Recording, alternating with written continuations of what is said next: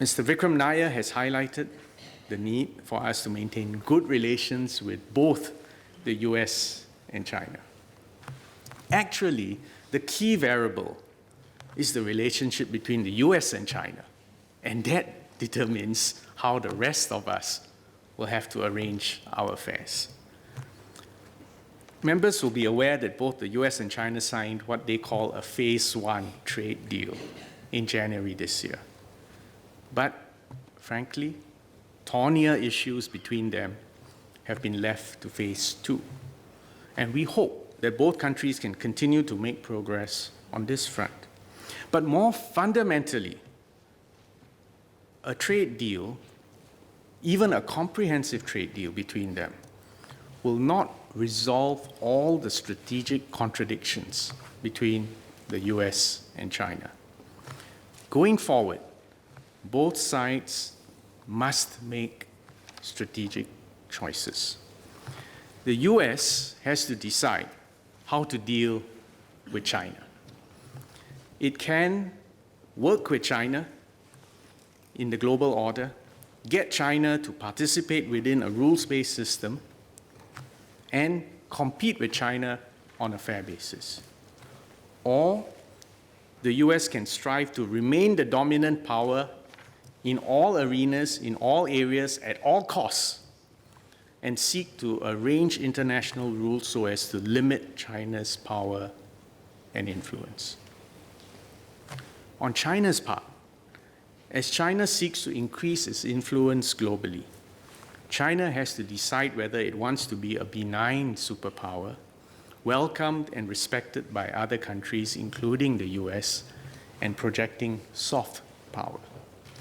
If so, China must be willing to make adjustments to participate within the international rules-based system and give space to others, especially other small countries. There should be room for all countries, big and small, to have their interests represented fairly. Doing so will reflect China's enlightened and inclusive view of its own long-term interests and enhance China's standing and influence in the world.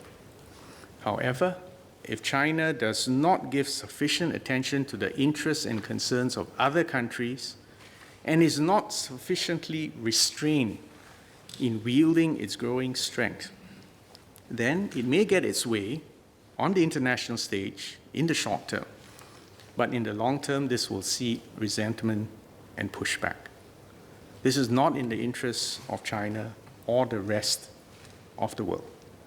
The strategic choices of the US and China will shape whether the two superpowers reach a mutual understanding and foster a stable global order where the rest of us will have peace and prosperity and fair opportunities.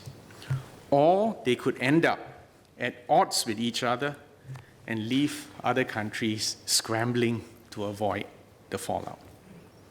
This would be a big step backwards for humanity, not only because every country will be less secure and less prosperous, but also because it will be a more troubled and less stable world as mutual suspicions and anxieties build up. It will be much harder to deal with global issues like climate change and even public health emergencies, not least the ongoing COVID-19 outbreak. Southeast Asia has long been a theater of major power competition. This is not new. While Singapore may find ourselves squeezed in the middle, we must avoid choosing sides. Instead, we must find ways to deepen and enhance our cooperation with both China and the US, including in new areas of mutual interest, and encourage all parties to act in accordance with international law. As I have previously stressed, we want to be friends with both the US and China. We hope wisdom and restraint will prevail on both sides. We do not want to be caught in their crossfire or to be seen as taking one side or the other. Both the US and China must know that although we want to have good relations with both, we do not do things at their behest. Ultimately, we act in a principled way, and we will only do what is in the best long-term interests of Singapore citizens.